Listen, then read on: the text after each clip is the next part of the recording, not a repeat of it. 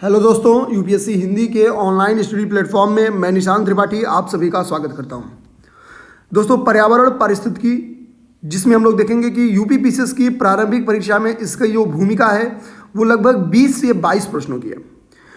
पर्यावरण पारिस्थितिकी की प्रारंभिक परीक्षा में भूमिका को देखते हुए गौरव सर ने एक 300 इंपॉर्टेंट क्वेश्चन की एक सीरीज चलाने का प्रोग्राम बनाया था, जिसका आज हमारा तीसरा दिन है। पर्यावरण पारिस्थितिकी की यह क्लास आपको नियमित तौर पर हर दिन सुबह 7 बजे हमारे YouTube चैनल पर आपको मौजूद मिलेगी। पर्यावरण पारिस्थितिकी के जितने भी दोस्तों 300 क्वेश्चन है, ये वेरी इंपॉर्टेंट क्वेश्चन है। हम लोग कोशिश कर रहे हैं कि पर्यावरण पारिस्थितिकी के जो मैक्सिमम क्वेश्चन है वो इस प्रोग्राम से टकराया जा सके, ताकि परीक्षा हाल में आप इन प्रश्नों को बहुत बेहतर ढंग से करने में सक्षम हो सके।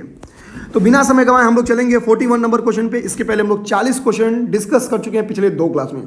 तो जिन दोस्त ये वीडियो पहली बार देख रहे हैं उनसे रिक्वेस्ट है कि डिस्क्रिप्शन बॉक्स में पहले 2 वीडियोस के लिंक मौजूद हैं, आप लोग वहां जाएं, उन दोनों वीडियो को जरूर देखें, क्योंकि जब तक आप पूरी सीरीज पूरा नहीं करेंगे आपकी कॉन्सेप्ट क्लियर नहीं होंगे और जो इंपॉर्टेंट क्वेश्चंस की एक सीरीज है उसका एक बड़ा हिस्सा आपके हाथ से छूट जाएगा। तो कोशिश करें जो भी कर रहे हैं उसको पूरी तरह से पूरा कर लें, ताकि आपको भी एक पता रहे कि क्वेश्चन का लेवल कितना है, या जो पढ़ाया गया वो कितना फंसा, या आपके लिए कितना लाभदायक सिद्ध हुआ। देखिए, मैं ये तो नहीं गारंटी के साथ कह सकता हूं कि पेपर यहां से कितना फंसेगा, पर आप सोचिए अगर यहां से सिंगल क्वेश्चन फंस जाता है तो एग्जाम में कितनी इंपॉर्टेंस है। बट मेरे से लिख के ले लीजिए, सिंगल क्वेश्चन नहीं, सिंगल से ज़्यादा क्वेश्चन फंसेंगे। अब मैं दावे के साथ गंगा का कसम खा के नहीं बोल सकता हूं कि कितना क्वेश्चन फंस सकता है, पर फंसेगा। आप लोग जो बैक ईयर के पेपर्स को अच्छी तरह से देखे होंगे, जब वो इन क्वेश्चंस को देखेंगे तो इसके लेवल को जब देखेंगे तो उनको खुद लग जाएगा कि यहां से एग्जाम में क्वेश्चन आने वाले हैं। ठीक है, यहां पे कुछ से एग्जाम में क्वेश्चन आने वाले हैं या नहीं आने वाले हैं, अगर आप अपने से जानना चाह रहे हैं तो कहीं ना कहीं आपको बैक ईयर के जो क्वेश्चन है उस पर थोड़ी पकड़ बनानी पड़ेगी। जैसे ही आपकी नज़र थोड़ी बैक ईयर के पेपर पे होगी, आप लोग अच्छी तरह से समझ जाएंगे कि प्रश्न कितने इंपॉर्टेंट है और आपको परीक्षा हाल में कितनी महत्वपूर्ण भूमिका निभा सकते हैं। तो चलिए हम लोग सीधा समय गंवाए बिना 41 नंबर क्वेश्चन को स्टार्ट करेंगे। एक ही रिक्वेस्ट के साथ, शेयर कर दो और सब्सक्राइब कर दो। 41 नंबर क्वेश्चन है, निम्नलिखित में से कहाँ सदाबहार वन पाए जाते हैं। 41 नंबर क्वेश्चन कह रहा है कि सदाबहार वन कहाँ पाए जाते हैं। ध्यान देंगे दोस्तों, ऑप्शन को पढ़ने के पहले थोड़ा सा हम लोग सदाबहार वन पाए जाने की कंडीशन पे चर्चा करें। देखिए, सदाबहार वन जहां भी पाए जाएंगे वहां पे वर्षा की मात्रा सर्वाधिक होनी चाहिए। वर्षा की मात्रा सर्वाधिक होनी चाहिए। कम से कम वहां पे 200 सेंटीमीटर औसतन वार्षिक वर्षा होनी चाहिए। 200 सेंटीमीटर से अधिक होनी चाहिए, औसतन वार्षिक वर्षा होनी चाहिए। औसतन वार्षिक वर्षा। अब ऐसे में ध्यान देंगे, अगर आप छोटा नागपुर का पठार देखेंगे तो वृष्टि छाया क्षेत्र है, बिल्कुल नहीं होगा। मालवा का पठार वृष्टि छाया क्षेत्र है, बिल्कुल नहीं। यहाँ पे और इतनी तो बारिश की कल्पना ही नहीं कर सकते हैं। बारिश की कल्पना आप पूर्वी घाट और पश्चिमी घाट पे कर सकते हैं। बेसिकली हम लोग देखेंगे कि पूर्वी घाट क्या होता है कि लौटते हुए मानसून से ज्यादा बारिश पाता है। लौटते हुए मानसून से, लौटते हुए मानसून से, ऐसा नहीं कि मतलब आ रहे मानसून से वर्षा ही नहीं पाता है, बट तुलनात्मक जहाँ पे 200 सेंटीमीटर से अधिक वर्षा की संभावना है वो है आपका पश्चिमी घाट। पश्चिमी घाट में आप देखेंगे जो पश्चिमी घाट का एरिया है यहाँ पे बहुत ज़्यादा बारिश होती है। 200 सेंटीमीटर से अधिक यहाँ की औसतन वार्षिक वर्षा है। यही रीज़न है कि जो सदाबहार वन पाए जाते हैं वो आपके पश्चिमी घाट पे पाए जाते हैं। इसी पश्चिमी घाट पे ही आपके देखेंगे केरल की शांत घाटी भी स्थित है। अगर हम लोग 42वें नंबर क्वेश्चन को ध्यान से दें तो कह रहा है कि भारत में मैंग्रोव वनस्पतियां मुख्यतः कहां पाई जाती हैं। ठीक है, ऑप्शन में है दंडकारण्य, बी ऑप्शन है सुंदरवन, सी ऑप्शन है कच्छकारण और डी ऑप्शन है मालवा का तट। तो चलिए दोस्तों, कमेंट बॉक्स में इसका आंसर दीजिए, मैं इसको समझाने की पूरी कोशिश करता हूं। एक्चुअली ध्यान देना है कि मैंग्रोव वनस्पतियां क्या होता है, प्रायः जो संक्रमण क्षेत्र है वहां पाई जाती है। संक्रमण क्षेत्र किनका, मीठा पानी का और खारा पानी का। तो मीठा पानी और खारा पानी का जो संक्रमण क्षेत्र है, जहां पे मिलन स्थल है, बेसिकली वहां पे पाई जाती हैं। अब जब आप मिलन स्थल पे जाते हैं तो आप सीधा क्या है, दंडकारण्य और मालाबार तट आप काट देंगे। आपके पास 2 बचा, सुंदरवन और कच्छकारण, क्योंकि खारा पानी और मीठा, क्योंकि आप बेसिकली देखेंगे। लेकिन सुंदरवन का जो एरिया, जो कच्छ के रण का एरिया है, बेसिकली यहाँ पे देखेंगे कोई मीठे पानी की नदी नहीं जाके मिलती है। ठीक है, तो आप यहाँ पे कच्छ का रण भी काट दीजिए। आपका बचा केवल एक क्या है, सुंदरवन। बेसिकली ध्यान देंगे, जो सुंदरवन के डेल्टा होते हैं वहां पे क्या है कि मैंग्रोव वनस्पतियां सर्वाधिक पाई जाती हैं। सर्वाधिक पाई जाती है यानी मैंग्रोव वनस्पतियों की जो विशेषता है वो बेसिकली सुंदरवन का डेल्टा है। ठीक है, सुंदरवन हमको पता है कि सुंदरी वृक्षों की प्रधानता के कारण इसको सुंदरवन कहते हैं, ठीक है। ऐसा नहीं कि देखने में सुंदर लगता है इसलिए सुंदर कहते हैं।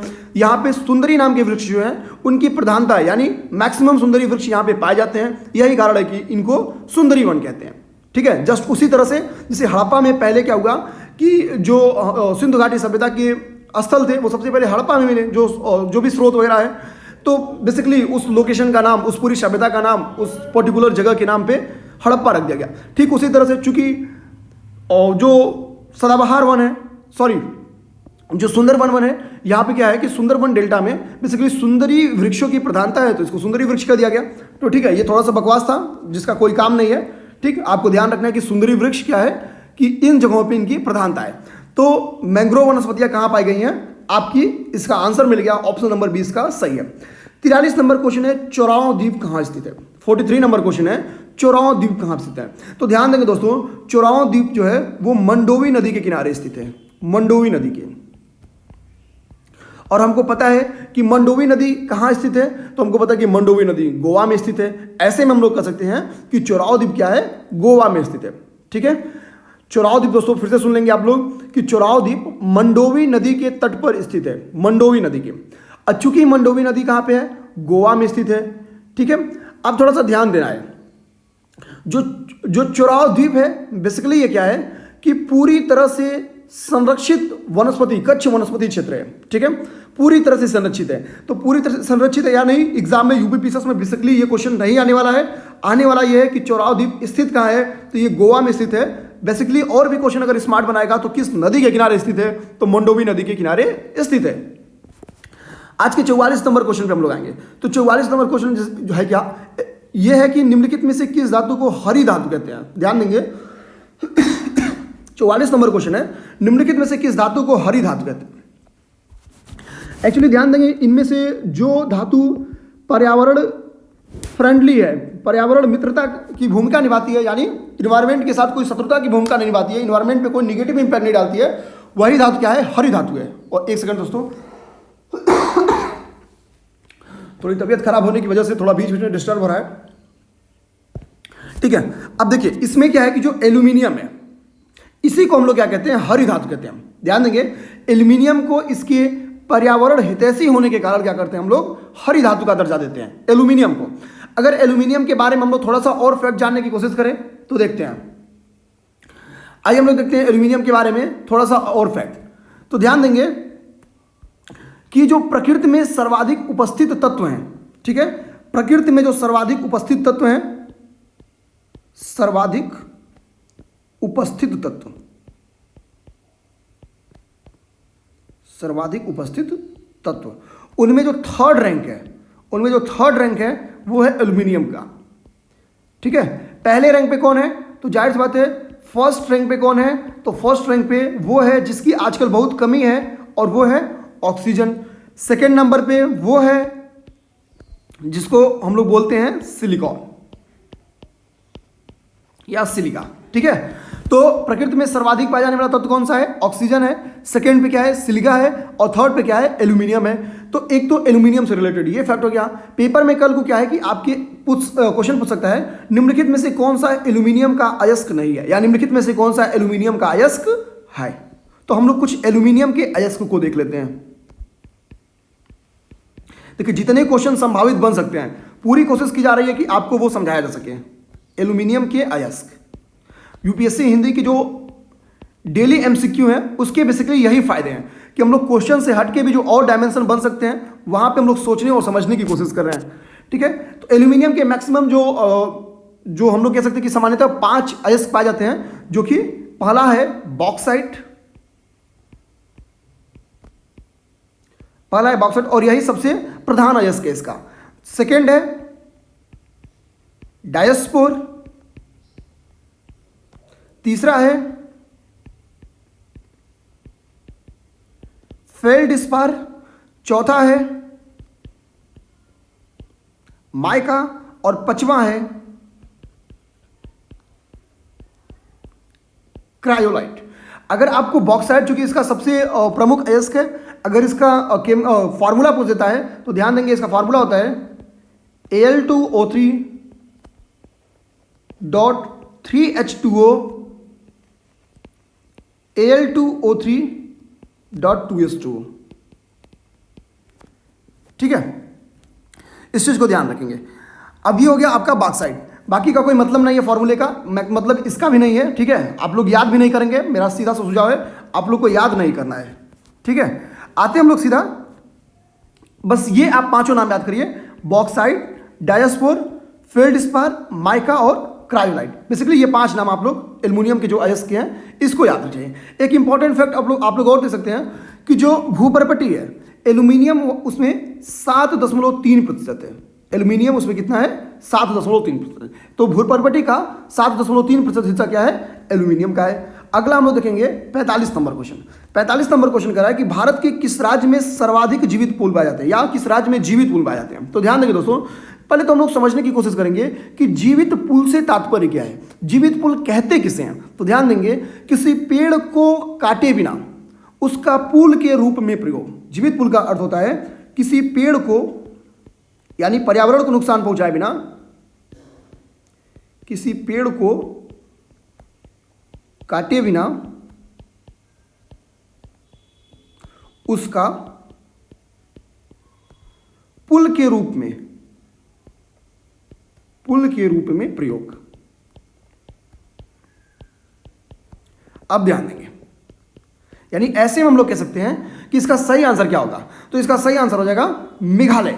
मेघालय ऐसा राज्य है जहां पर कई जीवित पुल पाए जाते हैं। सर्वाधिक जीवित पुल आपको मेघालय में ही देखने को मिलेंगे। ठीक है, तो जीवित पुल कहते किसे हैं, बेसिकली हम लोग को यह पता चल गया। और दूसरी बात, कहां सर्वाधिक पाए जाते हैं या कहां पाए जाते हैं, तो मेघालय में पाए जाते हैं। अगला 46 नंबर क्वेश्चन है कि नागालैंड के पर्वत बंजर होते जा रहे हैं। ठीक है, इसका मुख्य कारण क्या है? कह रहा है कि झूम कृषि, जनसंख्या वृद्धि, शहरीकरण और उग्रवाद। तो बेसिकली उग्रवाद से इसका कोई संबंध नहीं है। शहरीकरण बेसिकली आप देखेंगे पर्वतीय इलाकों में शहरीकरण होता नहीं है, बहुत कम होता है। ठीक है, तो शहरीकरण भी एक अपने आप में गलत आंसर होगा। अब इसमें से दो ही आंसर सही हो सकते हैं, या तो झूम कृषि होगा या फिर जनसंख्या वृद्धि होगा। लेकिन ध्यान देंगे, जनसंख्या वृद्धि तो सही है कि भाई, और जो लैंड होता है, लैंड पे क्या होता है कि लोड बढ़ जाता है, भूमि पे क्या होता है कि भार बढ़ जाता है, जिसके कारण उसका दोहन बढ़ जाता है। यानी जनसंख्या वृद्धि क्या कर देती है कि प्रकृति के दोहन में वृद्धि कर देती है। जनसंख्या वृद्धि क्या करती है कि प्रकृति के दोहन में वृद्धि कर देती है। और प्रकृति के दोहन में वृद्धि जब होगी तो बेसिकली इसी से क्या होता है कि शहरीकरण को बढ़ावा मिलता है। लेकिन चूंकि इसका ये दोनों आंसर नहीं है, क्योंकि देखिए जनसंख्या वृद्धि अगर निगेटिव इंपैक्ट डालती है तो बेसिकली वो लैंड पे डालती है, पर्वत पे तो डालेगी नहीं डालेगी। तो ठीक है, तो इसका भी जनसंख्या वृद्धि भी एक आंसर गलत है। और अगर सही भी हम लोग देखेंगे, इसको अगर सही भी माने तो ये नियर अबाउट केवल 50% ही आंसर के नजदीक पहुंच रहा था। लेकिन झूम कृषि इसके सबसे नजदीक है। झूम कृषि क्या है कि चूंकि नॉर्थ ईस्ट में बेसिकली क्या है कि झूम कृषि की जाती है। झूम कृषि से मतलब अगर आप सब लोग समझना चाहते हैं कि झूम कृषि होती क्या है, तो झूम कृषि एक आदिम प्रकार की कृषि होती है। इसमें क्या जाता है कि सबसे पहले जो वृक्ष होते हैं ना, जो वनस्पतियां होती हैं, उनको काट देते हैं और उनको काट के उनको जला दिया जाता है। ठीक है, और फिर क्या होता है कि लैंड क्लीन हो जाती है और वहां पे फिर क्या की जाती है कि पुराने उपकरणों के माध्यम से, यानी टेक्नोलॉजी का यूज नहीं किया जाता है, पुराने उपकरणों के माध्यम से फिर से बीज बोया जाता है। एक टाइम पीरियड के बाद जब उस लैंड की उर्वरता फिर से डाउन होगी तो फिर लोग क्या करेंगे, उस लैंड को छोड़ के दूसरी जगह जाएंगे और फिर यही प्रोसेस अपनाएंगे। यही रीजन है कि नागालैंड के पर्वत क्या होते हैं, बंजर होते जा रहे हैं। क्योंकि एक तो बात, इसको हम लोग स्थानांतरित कृषि भी इसी के कारण करते हैं, क्योंकि एक जगह पे ये लोग रह के कृषि नहीं करते हैं। एक बार किए, जैसे उनको लगा कि यार कुछ टाइम कर लिए, थोड़ी फर्टिलिटी डाउन हुई, फिर छोड़े और आगे बढ़े, फिर इसी प्रोसेस को अपनाएंगे। वनस्पति को काटेंगे, पेड़ को काटेंगे, उनको जलाएंगे, फिर एग्रीकल्चर करना स्टार्ट करेंगे, फिर आगे बढ़ जाएंगे। इसी को हम लोग कहते हैं झूम कृषि या स्थानांतरित कृषि। इससे बेसिकली देखेंगे कि नॉर्थ ईस्ट के जो राज्य है वही ज्यादा प्रभावित है। ठीक है, तो इसका आंसर उम्मीद करते हैं आप लोग को मिल गया होगा, ऑप्शन नंबर ए। आज के 47 नंबर क्वेश्चन पे आएंगे। 47 नंबर क्वेश्चन जो है वो कथन कारण पे आधारित क्वेश्चन है। 47 नंबर क्वेश्चन कह रहा है कि देखिए वन ह्रास लिखा है, लेकिन ये वन ह्रास है कि वन ह्रास का मुख्य कारण औद्योगिक विकास है। ठीक है, यानी इसके कहने का मतलब क्या है कि अगर इंडस्ट्रियल डेवलपमेंट होता है, ठीक है, आपको हम लिए पहला एक पूरी समझा ही देते हैं, ध्यान देना है। एक्चुअली सपोज करिए कि ये कोई शहर है, ठीक है, सपोज कि ये कोई शहर हो गया। अब है क्या कि मान लीजिए कि शहर के इस एरिया में इंडस्ट्रियल डेवलपमेंट यानी औद्योगिक विकास हुआ है। अब क्या ना कि जो इसके इर्द गिर्द के गांव होते हैं, अब यहाँ पे प्रायः क्या होता है कि गांवों में गरीबी पाई जाती है। गांवों में क्या है, आधारभूत सुविधाओं का अभाव पाया जाता है। आधारभूत सुविधाओं का मतलब इलेक्ट्रिसिटी, बिजली, हेल्थ, इन सभी सुविधाओं का अभाव पाया जाता है। अब इन सभी सुविधाओं के लाभ को लेने के लिए लोग क्या करेंगे, शहर की ओर, यानी जो औद्योगिक विकास के क्षेत्र हैं उनकी तरफ क्या करेंगे, माइग्रेट करेंगे। माइग्रेट करने के क्या कारण होंगे, आधारभूत सुविधाओं का लाभ लेना। दूसरा कारण क्या होगा, नौकरी की तलाश, रोजगार की तलाश। अब सपोज कि जब वो यहाँ पे आना शुरू करेंगे तो यहाँ पे बसेंगे भी, तो इस इंडस्ट्रियल एरिया के चारों तरफ वो लोग क्या करना शुरू करेंगे, बसना शुरू कर देंगे। तो प्रायः क्या होगा कि जहाँ पे औद्योगिकरण होगा, यानी जहाँ पे औद्योगिक विकास हुआ होता है, यानी इंडस्ट्रियल डेवलपमेंट हुआ होता है, वहाँ देखा जाता है कि शहरीकरण को बढ़ावा मिल जाता है। अब जाहिर सी बात है कि गवर्नमेंट कोई नियोजन तो कर नहीं रही है, कोई प्लान तो बना नहीं रही है, बिना किसी प्लान के लोगों का आके बसावट हो रहा है। तो इससे क्या होगा, मलिन बस्तियों में वृद्धि होगी, जो स्वास्थ्यकर सुविधाएं हैं उनका आपूर्ति नहीं हो पाएगी, शिक्षा, जो भी हम लोग कह सकते हैं कि मानव आवश्यकता की वस्तुएं हैं जिनकी जरूरत प्रायः मौजूद की जाती है शहरी एरियो में या होनी ही चाहिए, उनका अभाव देखने को मिल जाता है, क्योंकि मलिन बस्तियों की संख्या में देखेंगे वृद्धि हो जाएगी। तो जाहिर बात है शहरीकरण को जब बढ़ावा होगा तो इसका मतलब क्या हुआ कि सपोज कि इस एरिया पे शहरीकरण को बढ़ावा होगा तो इस एरिया पे जो भी वनस्पतियां होंगी, इस एरिया पे जो भी वनस्पतियां होंगी उनको क्या करना पड़ेगा, काटना पड़ेगा। काटना कई मकसद से पड़ेगा, घर आवास बनवाने के लिए प्लेन जगह चाहिए तो भी काटना पड़ेगा। प्रायः पता है कि शहरीकरण को बढ़ावा देने में हमको पता है कि जैसे जो छत वगैरह लगती है तो उनमें बेसिकली लकड़ी का यूज किया जाता है। तो चूंकि लकड़ी की डिमांड बढ़ जाती है, इंडस्ट्रियल डेवलपमेंट ज़्यादा होता है, वैसे भी लकड़ी की डिमांड बढ़ जाती है। ठीक है, आप कोई भी अगर अवसंरचना निर्माण कार्य देखेंगे तो लकड़ी की डिमांड वहाँ पे बहुत बढ़ जाती है, क्योंकि बेस तैयार करने में। तो ऐसे में देखेंगे रीजन क्या होता है कि पर्यावरण का क्षय होना शुरू हो जाता है, पर्यावरण का क्षय होना शुरू हो जाता है। तो पर्यावरण का जो क्षय होता है या ह्रास होता है उसमें क्या होगी, वृद्धि होगी। पर्यावरण ह्रास में वृद्धि का एक और कारण है क्योंकि शहरी इंडस्ट्रियल डेवलपमेंट क्या करता है, शहरीकरण को भी बढ़ावा देगा। जब शहरीकरण को बढ़ावा देगा तो नो डाउट कि किसी नियोजन के तहत यानी किसी प्लान के तहत जब शहरीकरण को बढ़ावा नहीं दिया जा रहा है तो जाहिर सी बात है कि आधारभूत सुविधाओं की कमी होगी। जब आधारभूत सुविधाओं की कमी होगी तो क्या होगा कि नालियों के पानी सड़क पे बहेंगे। ठीक है, और भी जो बेसिक सुविधाएं होनी चाहिए, जो क्लीन एनर्जी के लिए यानी जो गैस वगैरह होनी चाहिए वो नहीं रहेगी, तो लकड़ी पे खाना बनाएंगे। तो इन्वायरमेंट यानी पर्यावरण प्रदूषण के जो सोर्स हैं उनमें वृद्धि हो जाएगी, इससे भी पर्यावरण का ह्रास होने लगेगा। तो प्राय डायरेक्टली इनडायरेक्टली शहरीकरण क्या करता है कि पर्यावरण ह्रास को बढ़ावा देता है। अब हम लोग अपने सीधे कथन कारण के क्वेश्चन पे आ सकते हैं। अब आपको कोई भी क्वेश्चन आएगा तो यहाँ से टच हो के जाएगा, आप गलत नहीं करेंगे। मेरे जितने भी समझ में और जितना मैं समझ सकता था बेसिकली मैं कोशिश की उतना समझा दिया जाए। यानी हम लोग कह सकते हैं कि स्टेटमेंट एक सही है। स्टेटमेंट दो कह रहा है कि औद्योगिक विकास जो होता है बेसिकली ये लकड़ियों की दोहन को वृद्धि कर देता है, तो ये भी हम आपको समझा दिए हैं। इसमें देखेंगे कि कथन और कारण एक दूसरे की व्याख्या करता है और कथन कारण दोनों सही है। ये तो सही है क्योंकि जब लकड़ियों का दोहन बढ़ेगा तो ही औद्योगिक विकास को बढ़ावा मिलेगा, और लकड़ियों का दोहन अगर बढ़ेगा तो इसी को हम लोग कहते हैं वन ह्रास। तो इस तरह से हम लोग कह सकते हैं कि कथन और कारण दोनों सही है और सही व्याख्या भी करता है। आगे क्वेश्चन क्या कह रहा है, आगे क्वेश्चन कह रहा है कि जो राष्ट्रीय वन नीति है, ध्यान देंगे क्वेश्चन कह रहा है कि जो राष्ट्रीय वन नीति, सबसे पहली बात तो यह जाती है कि राष्ट्रीय वन नीति बनी कब थी, पेपर में यह भी क्वेश्चन आ सकता है। तो राष्ट्रीय वन नीति 1988 में बनी थी। आगे कह रहा है कि राष्ट्रीय वन नीति में भारत के कुल भौगोलिक क्षेत्र के कितने प्रतिशत पर आपको बताना है कितने प्रतिशत पर वन रखने का लक्ष्य है। ध्यान देंगे कितने प्रतिशत पर वन रखने का लक्ष्य है, क्वेश्चन आपसे ये कर रहा है। तो 1/3 एरिया पर, 1/3 एरिया को हम लोग क्या बोल सकते हैं, 33%। तो यानी इस तरह से इसका आंसर हो गया डी ऑप्शन हो गया। ठीक है, 49 नंबर क्वेश्चन पे आएंगे कि कुल भौगोलिक क्षेत्रफल के संदर्भ में निम्नलिखित वनों का उच्चतम प्रतिशत मिलता है। अब चूंकि बार बार एग्रीकल्चर वनों पे क्वेश्चन आने शुरू हो गए तो थोड़ा सा हम लोग क्या करते हैं, थोड़ा और भी देख लेते हैं। और क्या देख लेते हैं, देखेंगे कि भारत में क्या है, वनों से संबंधित कई सारे विधान हैं, वनों से संबंधित कई सारे विधान हैं, पहले उनको ही देख लेते हैं। और ये पेपर में क्वेश्चन दोस्तों डायरेक्टली बन के आ जाता है, वनों से संबंधित विधान, वनों से संबंधित विधान। आइए इस वनों से संबंधित जो विधान है इसको हम लोग देखते हैं। तो देखेंगे कि जो पहला हम लोग लिखने जा रहे हैं वो है भारतीय वन अधिनियम।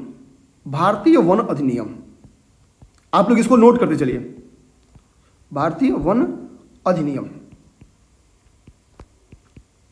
भारतीय वन अधिनियम कब बना था, भारतीय वन अधिनियम का मतलब हो गया इंडियन फॉरेस्ट एक्ट कब बना था, 1927 में, 1927 में। ठीक है, भारतीय वन अधिनियम बना था। दूसरा है क्षतिपूरक वनीकरण कोष अधिनियम, क्षतिपूरक वनीकरण कोष अधिनियम, वनीकरण कोष अधिनियम। तो क्षतिपूरक वनीकरण कोष अधिनियम कब बना था? ये बना था 2016 में। कंपेंसेटरी एफॉरेस्ट्रेशन फंड एक्ट 2016 इसको हम लोग बोलते हैं। ठीक है, तो ये हो गया पहला और ये हो गया दूसरा। आते हम लोग तीसरे नंबर पे। जो तीसरा वनों से संबंधित जो प्रावधान है या वन संरक्षण से संबंधित जो प्रावधान है उसको देखते हैं। तीसरा है वन संरक्षण अधिनियम। तीसरा है वन संरक्षण अधिनियम। अधिनियम तो जो वन संरक्षण अधिनियम है ये कब बना था? 1980 में। ठीक है, वन संरक्षण अधिनियम। ठीक है, फॉरेस्ट कंजर्वेशन एक्ट बना था 1980 में। अगला है वन अधिकार अधिनियम, चौथा जो वेरी इंपॉर्टेंट है, वन अधिकार अधिनियम। ये मैचिंग में या क्रमानुसार टाइप के क्वेश्चन में आ सकता है। वन अधिकार अधिनियम, तो जो वन अधिकार अधिनियम है ये बना था 2006 में बना था। ठीक है, यानी फॉरेस्ट राइट एक्ट जो था वो 2006 में बना था। और आपका लास्ट है जो वो है वन्यजीव संरक्षण अधिनियम, वन्यजीव संरक्षण अधिनियम, वन्यजीव संरक्षण अधिनियम। तो वन्यजीव संरक्षण अधिनियम क्या है? 1972 में बना था, 1972 में बना था। इस तरह से देख सकते हैं कि ये वनों से संबंधित जो मुख्य प्रावधान थे वो आपको बता दिए गए। ठीक है, अब इसको हम लोग क्या करते हैं, रफ कर लेते हैं। इसको आप लोग उम्मीद करते हैं नोट कर लेंगे, नोट नहीं कर लिए होंगे तो इसकी स्क्रीनशॉट लेके एक दो बार रिवीजन जरूर कर लीजिए। अब देखिए अगला क्वेश्चन क्या करा है कि कुल भौगोलिक क्षेत्रफल के संदर्भ में उच्चतम प्रतिशत किसका है? तो ध्यान देंगे, एक्चुअली ये क्वेश्चन बनाने के पीछे मेरा रीजन क्या था, पहले इसको समझने की कोशिश करेंगे। ये क्वेश्चन मैं क्यों बनाया, ध्यान देंगे कि हर दूसरे साल क्या होता है, ISFR रिपोर्ट आता है। ISFR रिपोर्ट आता है जिसको हिंदी में हम लोग कहते हैं भारतीय वन स्थिति रिपोर्ट। ठीक है, अभी ये रिपोर्ट 2019 में आई थी। चूंकि ये रिपोर्ट क्या होती है, द्विवार्षिक तौर पे आती है, ये वार्षिक तौर पे नहीं आती है, ये रिपोर्ट द्विवार्षिक तौर पे आती है। और इस रिपोर्ट पे अगर आप लोग बेहतर चर्चा देखना चाहते हैं तो मैं इसको यूपीएससी हिंदी के चैनल पे डिस्कस किया हूं, बट जो बेसिक है मैं उसको बता दे रहा हूं यहाँ पे। अभी पेपर में क्वेश्चन आ सकता है कि जो ISFR 2019 की रिपोर्ट थी ये कौन सा संस्करण था? तो ध्यान देंगे यह 16वां रिपोर्ट था, ये अपनी तरह का 16वां रिपोर्ट था। और जो ISFR रिपोर्ट होती है ये पर्यावरण, वन और जलवायु परिवर्तन मंत्रालय के अधीन एक बॉडी है जिसका नाम है भारतीय वन सर्वेक्षण, भारतीय वन सर्वेक्षण, फॉरेस्ट सर्वे ऑफ इंडिया। ठीक है, FSI, भारतीय वन सर्वेक्षण के द्वारा किया जाता है। यानी करती कौन है? तो करती है भारतीय वन सर्वेक्षण। और किसके अंतर्गत है ये भारतीय वन सर्वेक्षण? तो ये अंतर्गत है पर्यावरण, वन और जलवायु परिवर्तन मंत्रालय के। ठीक है, इसको हम लोग 60 में लिख देते हैं। ठीक है, अब आते हम लोग इसके बारे में, इस रिपोर्ट के बारे में अगर मैं थोड़ा सा बता दूं आप लोग को, तो देखिए है क्या, एक तो पेपर में क्वेश्चन आ सकता है कि इस रिपोर्ट के अनुसार क्या है कि वनों एवं वृक्षों से आच्छादित जो कुल क्षेत्रफल है भारत का वो है 24.56%। ध्यान देंगे, वनों और वृक्षों दोनों मिला के, वनों और वृक्षों से आच्छादित जो कुल क्षेत्रफल है भारत का वो कितना प्रतिशत है? 24.56% है। ठीक है, 24.56% है। अब हम लोग आगे आते हैं। इसके बाद से हम लोग देखेंगे तो वनावरण के मामले में 2017 से अगर हम लोग तुलना करें, 2017 से अगर इस रिपोर्ट की, ISFR रिपोर्ट की तुलना करेंगे तो पाया जाता है कि वनावरण में वृद्धि के मामले में शीर्ष 5 राज्य, वनावरण वृद्धि के मामले में जो शीर्ष 5 राज्य हैं वो कौन से हैं? एक तो क्वेश्चन में पेपर में ये आ सकता है। तो ध्यान देंगे कि वनावरण वृद्धि दर्ज करने में जो शीर्ष 5 राज्य हैं वो है कर्नाटक, सबसे पहले है, सबसे पहले पे है कर्नाटक, दूसरे पे है आंध्र प्रदेश, दूसरे पे है आंध्र प्रदेश, और इसके बाद से केरल का नंबर है, केरला का नंबर है। उसके बाद से देखेंगे तो J&K का नंबर है, जम्मू कश्मीर का नंबर है। उसके बाद से देखेंगे तो हिमाचल प्रदेश का नंबर है। अब आप बोलेंगे कि भाई जम्मू कश्मीर में भी किसका है, लद्दाख का है या जम्मू कश्मीर का है? तो ध्यान देना यार, ये रिपोर्ट 2019 की है, ठीक है। और ये 2017 से 2019 के बीच का जो डेवलपमेंट हुआ है उसकी स्टडी किया है, ठीक है। और जो चेंजिंग हुई है JNK की वो कब हुई है, तो आप लोग जानते हैं ये इसके बाद की चेंजिंग है। इसका मतलब क्या है कि अभी जो रिसेंट में JNK के स्ट्रक्चर में चेंजिंग की गई है उससे इस रिपोर्ट का कोई ताल्लुक नहीं है। तो आप लोग क्या याद करेंगे, जम्मू और कश्मीर याद करेंगे। अब हम लोग सीधा अपने क्वेश्चन पे आते हैं, क्योंकि अब तक हम लोग बहुत कुछ समझ लिए हैं, अब तक हम लोग क्वेश्चन नहीं देखे हैं। क्वेश्चन पे हम लोग आते हैं, ठीक है। ये जितनी भी चीज बता जाए, देखिए एक भी चीज अफवाह की नहीं बताई जा रही है और एक भी चीज आपके टॉपिक से हट के नहीं। ISFR रिपोर्ट क्या है कि हर बार UPPCS पूछती है, 2020 में नहीं पूछी थी बट पूछती है, हर बार पूछती है, क्योंकि इस बार रिपोर्ट ये बदलेगी और अगले साल ये नई रिपोर्ट आएगी, इसलिए आप लोग जरूर देख जाइए। आइए हम लोग देखते हैं। अब देखेंगे कि क्वेश्चन जो कह रहा वो कि भौगोलिक क्षेत्रफल के संदर्भ में वनों का उच्चतम प्रतिशत कहां पे है, तो ध्यान देंगे वनों के उच्चतम प्रतिशत में सर्वाधिक पे है मिजोरम। वनों के उच्चतम प्रतिशत में सर्वाधिक पे मिजोरम है, फिर अरुणाचल प्रदेश है, उसके बाद से मेघालय है, फिर मणिपुर है, उसके बाद से नागालैंड है, ठीक है। ध्यान क्या देना है कि मिजोरम का परसेंटेज कितना है, तो इसके लैंड का 85.41%, यही आप लोग याद करिए, इसके अलावा कोई मत याद करिए, बाकी ऑर्डर याद कर लीजिए। मिजोरम, आंध्र प्रदेश, मेघालय, मणिपुर, नागालैंड, ठीक है। तो नागा बाबा 5वें नंबर पे है, नागा बाबा 5वें नंबर पे है, और मिजो जो है पहले पे है।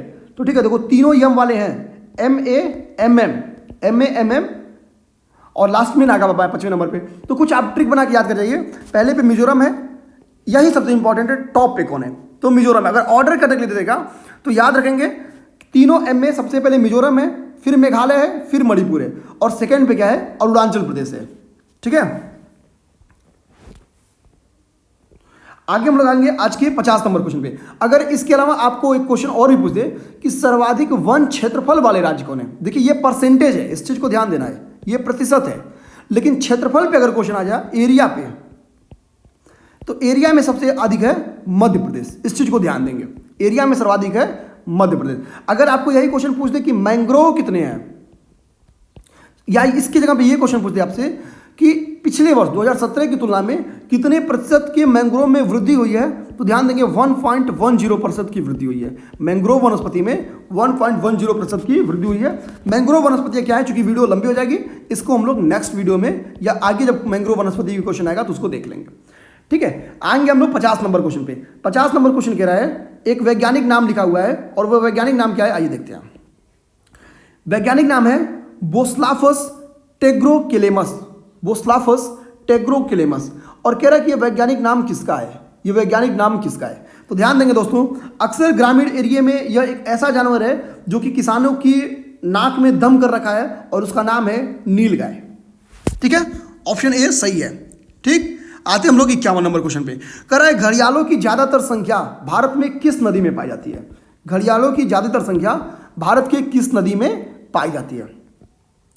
अच्छा चलिए, इस नदी का नाम लेने के पहले हम लोग क्या करेंगे, थोड़ा सा अभी जैसे बैकग्राउंड लिखेंगे आपको समझ में आ जाएगा। आप लोग एक अभ्यारण्य का नाम सुनेंगे, राष्ट्रीय चंबल अभ्यारण्य, एक नाम चुनेंगे अभ्यारण्य का, और वो नाम है राष्ट्रीय चंबल अभ्यारण्य, ठीक है। अब थोड़ा सा राष्ट्रीय चंबल अभ्यारण्य के बारे में देखते हैं। हमको पता है कि राष्ट्रीय चंबल अभ्यारण्य इसका नाम पड़ा है, तो चंबल नदी के इर्द गिर्द ये बना हुआ है, तो सही है। चंबल नदी के तटों के होते हुए ये लगभग 400 से अधिक किलोमीटर की लंबाई में बना हुआ है। ध्यान देंगे, जो ये अभ्यारण्य है दोस्तों, जो राष्ट्रीय चंबल अभ्यारण्य है, ये क्या है, इसका एक और नाम है, इसका एक और नाम क्या है, राष्ट्रीय चंबल घड़ियाल वन्यजीव अभ्यारण्य, इसी का नाम है एक राष्ट्रीय चंबल घड़ियाल वन्यजीव अभ्यारण्य, नेशनल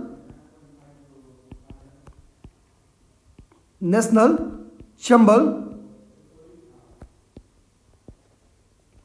घड़ियाल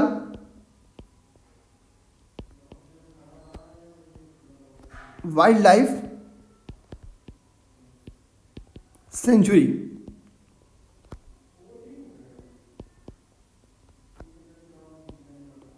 ठीक है।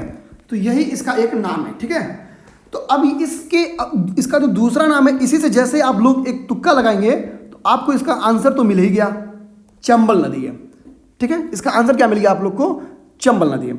अब थोड़ा सा एक चीज ध्यान देना है, ध्यान ये देना है कि जो ये चंबल नदी है, ठीक है, या हम लोग बेसिकली कह सकते हैं कि ये जो एरिया है, जो ये राष्ट्रीय चंबल अभ्यारण्य है, बेसिकली ये क्या है कि घड़ियालों के लिए, रेड क्राउन रूफ जो कछुए हैं उनके लिए, उनके संरक्षण के दृष्टिकोण से ये सबसे प्रसिद्ध एरिया बेसिकली यहीं पे किया जाता है। ठीक है, इंपॉर्टेंट और भी क्या सकता है कि बेसिकली जो ये अभ्यारण्य है, ठीक, राष्ट्रीय चंबल अभ्यारण्य है, इस अभ्यारण्य परियोजना का जो प्रबंधन किया जाता है वो उत्तर प्रदेश वन विभाग के द्वारा किया जाता है। ऐसे में राष्ट्रीय चंबल अभ्यारण्य पे क्वेश्चन बन के आना और भी संभावित बन जाता है।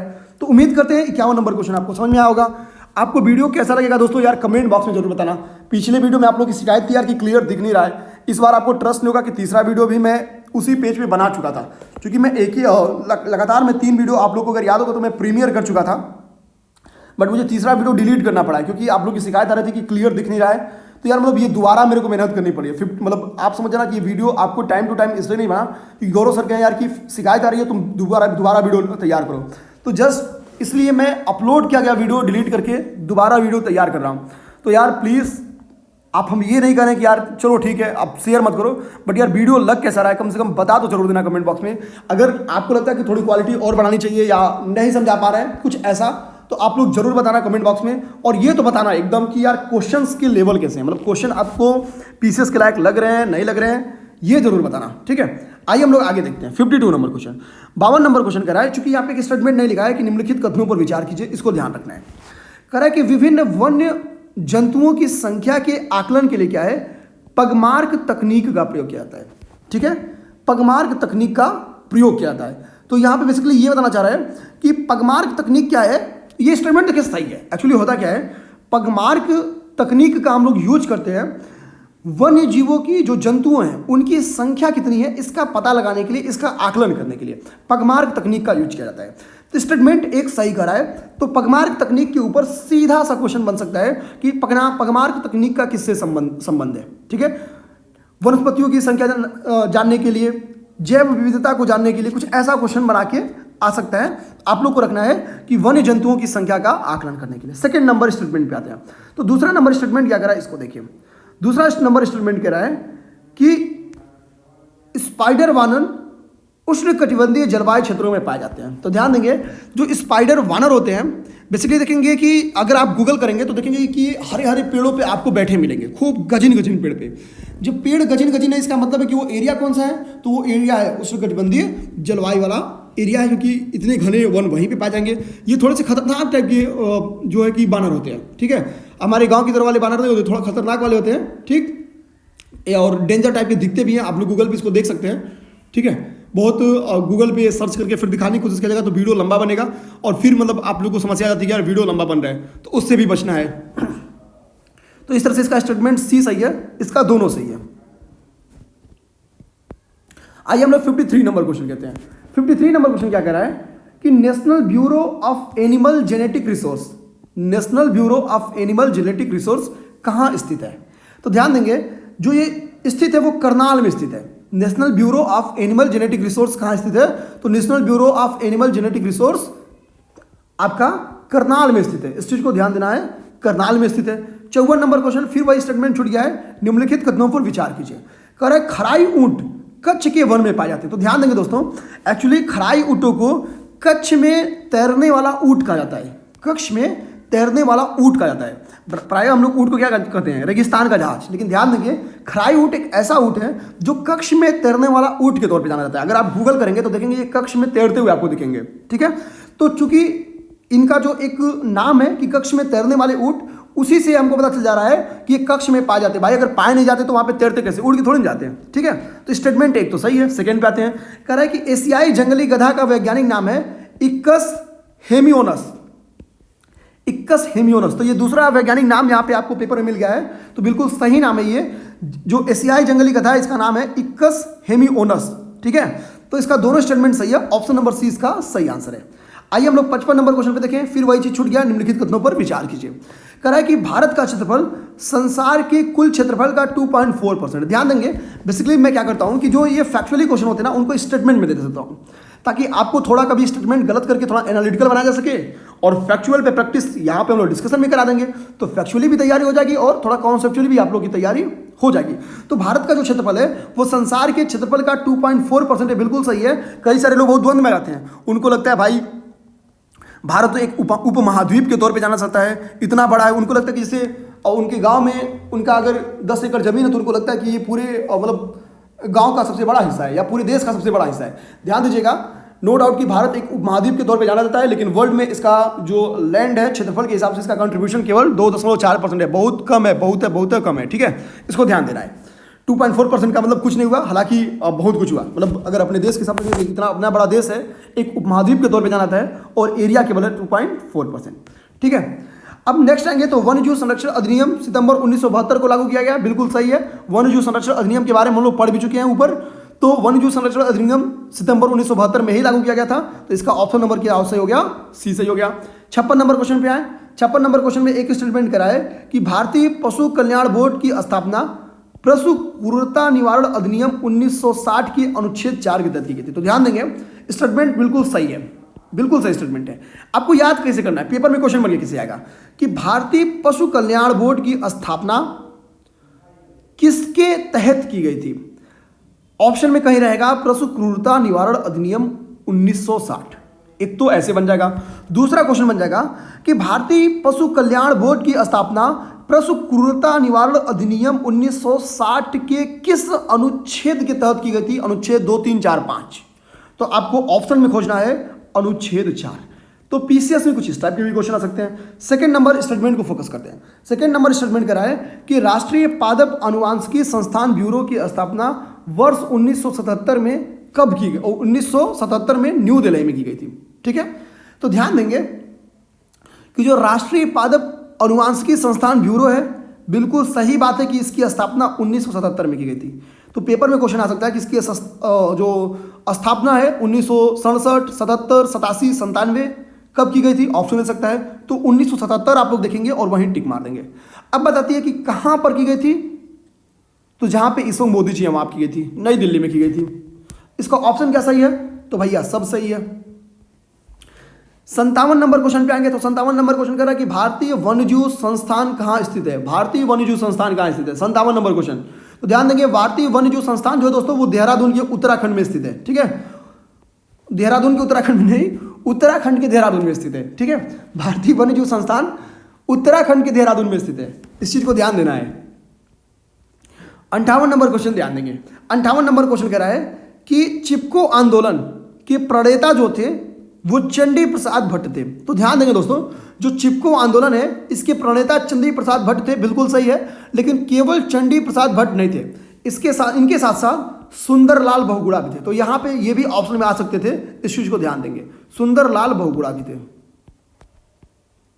सुंदरलाल बहुगुणा भी थे। चलिए होमवर्क के तौर पे हमको बताइए आप कमेंट बॉक्स में कि चिपको आंदोलन कब हुआ था, कब हुआ था, और दूसरा बताइए कहां हुआ था। इसके पहले मैं इसको डिस्कस कर चुका हूं करेंट की क्लास वगैरह में, तो आप लोग इसको हमको जरूर जवाब दीजिए। ठीक है, आगे हम लोग देखते हैं सेकंड नंबर स्टेटमेंट। कह रहा है उन्होंने अर्थात किसने? चंडी प्रसाद भट्ट ने वर्ष 1964 में दसोली ग्राम स्वराज मंडल की स्थापना की। तो बिल्कुल सही स्टेटमेंट है कि वर्ष 1964 में चंडी प्रसाद भट्ट ने दसोली ग्राम स्वराज मंडल की स्थापना की थी। तो इसका सही स्टेटमेंट ऑप्शन नंबर सी सही हो गया।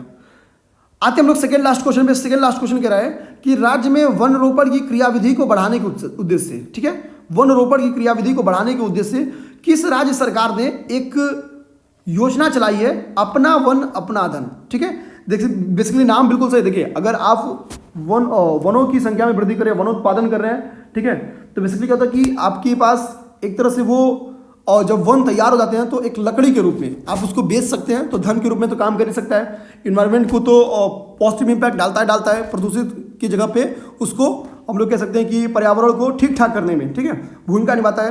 तो अपना वन अपना धन योजना किसने शुरुआत की थी? आपको इसका आंसर बताना है। और अपना वन अपना धन योजना शुरू की थी हिमाचल प्रदेश सरकार ने। ठीक है, किसने? हिमाचल प्रदेश सरकार ने, राज्य में वनारोपण की को वृद्धि करने के लिए। ठीक है, आप लोग इसको मेंस में जरूर यूज करिएगा। कल को कभी भी इन्वायरमेंट पे क्वेश्चन पूछे और कहे कि पर्यावरण को संतुलित करने के लिए क्या किया जाना चाहिए, तो आप कहेंगे कि अपना वन अपना धन योजना के तर्ज पर हिमाचल प्रदेश की जो कि योजना है और XY, अगर यूपी इस क्वेश्चन में पूछ ले तो यूपी गवर्नमेंट को भी और ऐसी योजनाएं संचालित करनी चाहिए। ठीक है, कुछ ऐसा सुझाव जरूर देंगे, या पूछे गवर्नमेंट क्या प्रयास कर रही है, तो अपना वन अपना धन योजना को आप लोग जरूर मेंशन करिएगा। आइए हम लोग आज के लास्ट नंबर क्वेश्चन को देखेंगे। लास्ट नंबर क्वेश्चन 60 है और वेरी इंपॉर्टेंट क्वेश्चन है। मेरा मानना कि ये आपके यूपी पीसीएस के पेपर में 100% आना है, 100% आना है। क्वेश्चन कह रहा है कि किसी भी झील की अधिक उम्र होने के साथ उनमें पोषक तत्वों के बढ़ने से जैव समृद्धि में वृद्धि हो जाती है। यह परिघटना क्या कहलाती है? आइए हम लोग थोड़ा सा समझने की कोशिश करते हैं। एक्चुअली सपोज कि ये कोई झील है, सपोज कि ये कोई झील है। अब इसमें क्या हो रहा है कि इर्द गिर्द के जो स्रोत हैं उनके माध्यम से क्या हो रहा है कि इसमें पोषक तत्वों की मात्रा में वृद्धि हो जा रही है। ठीक है, पोषक तत्वों की मात्रा में वृद्धि हो रही है, पोषक तत्वों के मात्रा में वृद्धि हो रही है। अब जब पोषक तत्वों की मात्रा में वृद्धि होगी तो इसका रिजल्ट क्या होगा कि जो जलीय वनस्पतियां हैं इनमें वृद्धि हो जाएगी, जो जलीय वनस्पतियां हैं इनमें वृद्धि हो जाएगी, जलीय वनस्पतियों में वृद्धि होगी। तो जाहिर सी बात है कि पोषक तत्वों में जो वृद्धि हो रही है इनका इंपैक्ट क्या देखने को मिलेगा कि जलीय वनस्पतियों की संख्या में वृद्धि, जलीय वनस्पतियों की संख्या में वृद्धि हो जाएगी, जलीय वनस्पतियों की संख्या में वृद्धि हो जाएगी। अब जब जलीय वनस्पतियों की संख्या में वृद्धि हो जाएगी तो जल में घुलित ऑक्सीजन यानी बीओडी की जो मांग है उसमें भी वृद्धि हो जाएगी, क्योंकि भाई वनस्पतियों की संख्या में वृद्धि हो गई है।